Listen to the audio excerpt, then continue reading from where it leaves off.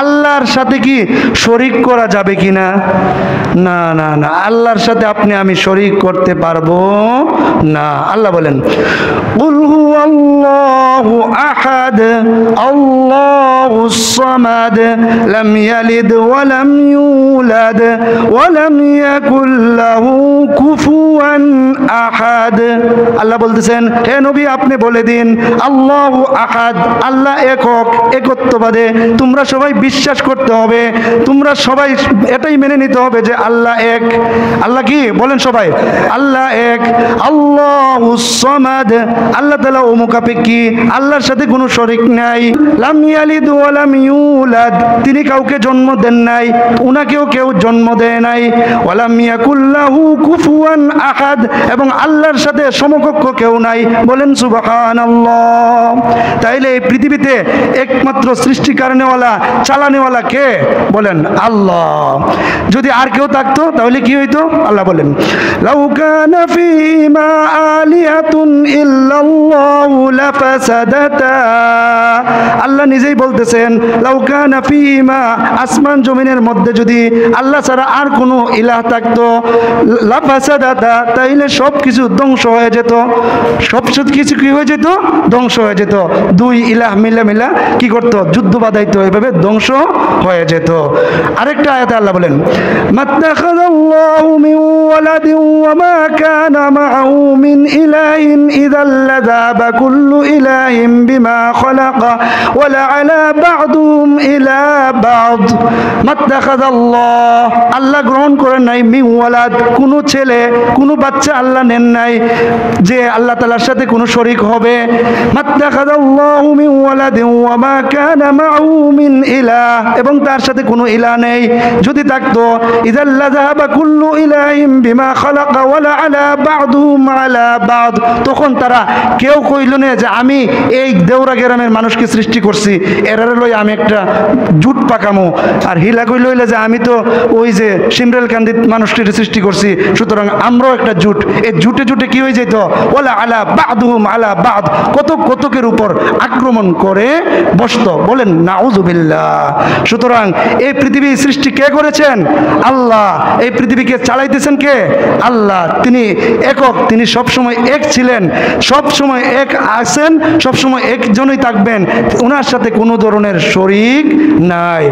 যদি আপনি আমি শরীক স্থাপন করি তাহলে কি হবে হুজুর?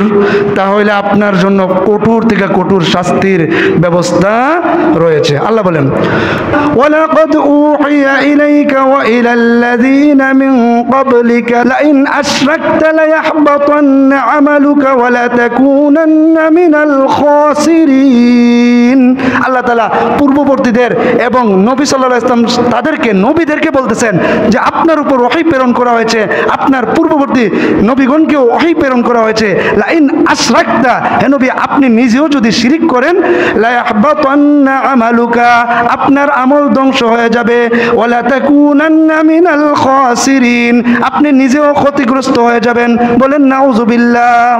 আল্লাহ নবী সাল্লাল্লাহু আলাইহি ওয়াসাল্লামকে আল্লাহ তাআলা হুঁশিয়ারি দিয়া বলতেছেন, নবী আপনিও যদি শিরিক করেন তাহলে আপনাকেও ক্ষমা করার কোনো সুযোগ নাই। সুতরাং আমি আপনি শিরিক করা যাইব? আপনি কি কবরে গিয়ে সেজদা দিবেন? কেউ আপনার বাচ্চা হয় না, আপনি কি কোনো কবরে যাই কইবেন যে এই বাবা নাকি কয় বাবা বলে? আপনার বাবা তো আপনার আব্বা হই, তো এই মৃত বেটা আপনার আব্বা হইল কেমনে?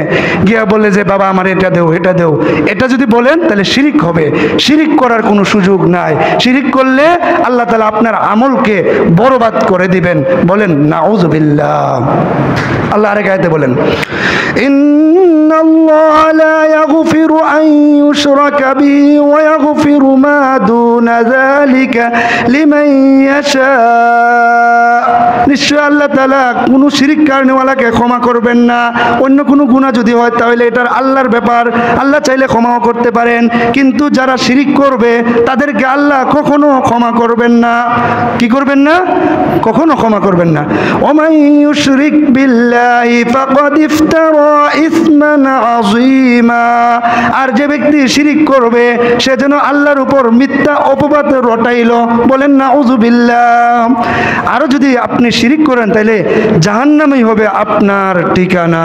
আল্লাহ বলেন ইন্নাহু মান ইউশরিক বিল্লাহি ফাকাদ হারামাল্লাহু আলাইহিল জান্নাতা ওয়া মাওয়াহুন নার ওয়া মা লিয-যালিমিনা মিন আনসার।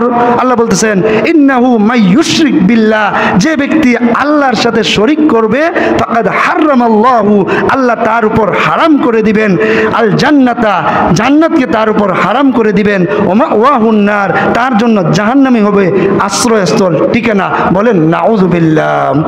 ওয়া মা লিয-যালিমিনা মিন আনসার, আর জালেমদের জন্য কোনো সাহায্যকারী পাবেন না।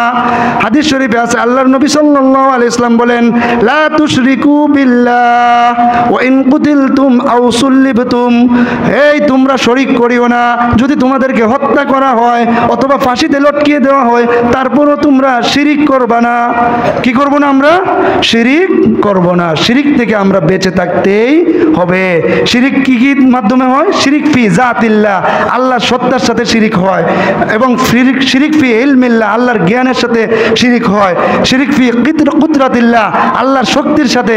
মনে করলেন, আপনি বললেন যে এই বাড়ির এই এলাকার যে চেয়ারম্যান আছে উনার যে শক্তি আল্লাহও পারতো না, অথবা আল্লাহর মতন শক্তি, তাহলে আপনার শিরিক ফি কুদরাতিল্লাহ হইল, বলেন নাউযুবিল্লাহ। অর্থাৎ আল্লাহর উপর কেউ ক্ষমতাবান নাই, এটা মেনে নিতে হবে। ইলমিল্লাহ, আপনি মনে করলেন যে এই বেটা আছে না, এই বেটা গায়েব জানে। একটা ব্যক্তিরে বললেন যে সে গায়েব জানে, সে সব গোপনের খবর জানে, অথচ গোপনের খবর কে জানেন? আল্লাহ জানেন।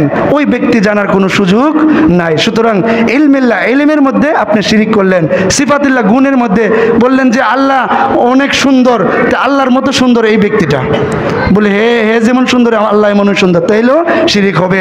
অর্থাৎ সিফাতের মধ্যে শিরিক করা যাবে না, ইলমের মধ্যে শিরিক করা যাবে না, কুদরতের মধ্যে শিরিক করা, কুদরত বলতে আল্লাহর শক্তির সাথেও শিরিক অর্থাৎ শরিক করা যাবে না। তাইলে আমরা কি করব না? শিরিক করব না।